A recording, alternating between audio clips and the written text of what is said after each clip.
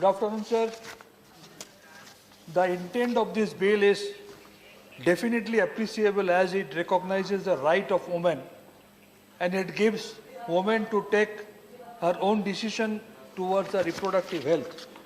But at the same time, I would like to highlight upon certain important points which definitely need to be taken care of. Number one, sir, this bill doesn't say anything about the sex workers. This is very important. Number two, Section 5A of this bill violates the confidentiality. That is very important as well. Number three, necessities approval of medical board creates additional barrier. We have to admit that as of now in our country, 56% abortions are unsafe. So urgent abortion training program should be taken by government. Proper awareness. As we know, there is a false perception that abortion means end to an unwanted pregnancy. This stigma should be removed and additional steps should be taken by Honorable Minister. I would like to say regarding the committee, an anesthetist and psychiatrist, they must be included in this committee because in some late cases we have seen we have to go for hysterectomy even, and for which the presence of anesthetist is very much essential, and for some counseling purpose the role of psychiatrist is also very important.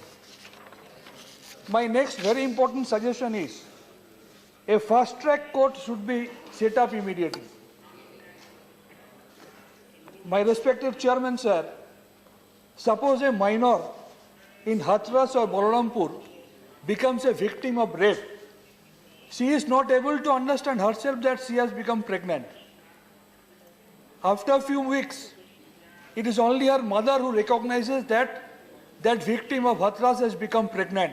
By that time, it's already very late. And if she has to wait for the decision to be given by the normal court, the process is delayed further. So fast-track court must be set up immediately. Sir, mandatory institutional delivery is very important. In our state of West Bengal, 98.5% institutional deliveries are taking place, which is much better than the national data. Sir, it's good to see that the time has been extended up to 24 weeks. But as a radiologist personally, I can say there are many congenital anomalies which can be detected by ultrasound within 14 to 16 weeks. So in those particular cases, definitely there is no need to wait till 24 weeks, but on the contrary, suppose a lady who is coming from rural India and her congenital anomaly is getting detected much late.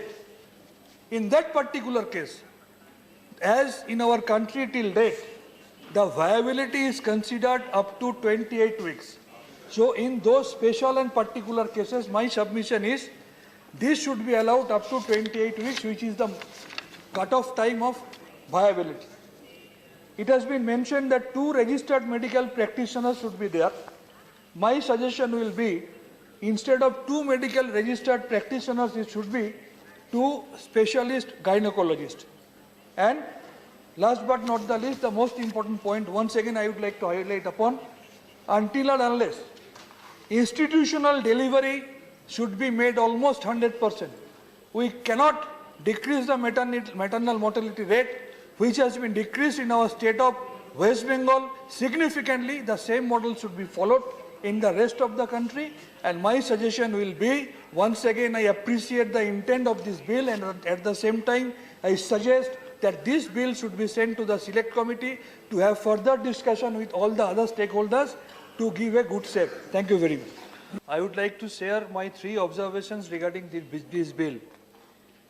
First of all, in recent past, we have seen that our present government is in a mode to dissolve the democratically elected autonomous bodies. like Medical Council of India, which has been converted to National Medical Commission, like Dental Council, Homeopathy Council, and so on. But there is one paradox in this case which is being noticed. In those cases, the professional councils were dissolved and commission was formed.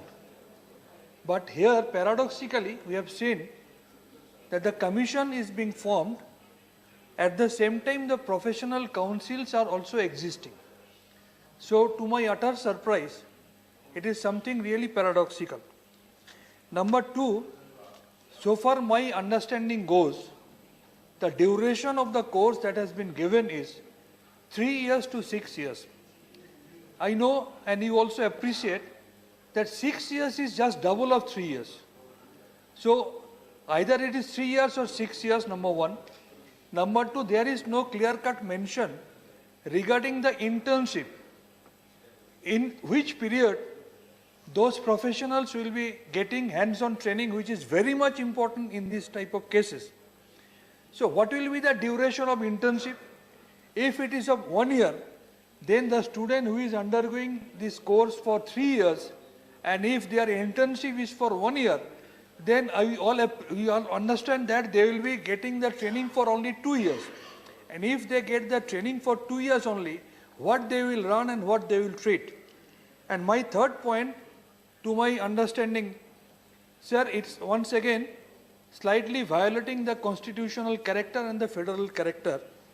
Like, though we know that health is in a concurrent list, but here it has been mentioned that after the promulgation of this bill, each and every state has to make state council within 6 months.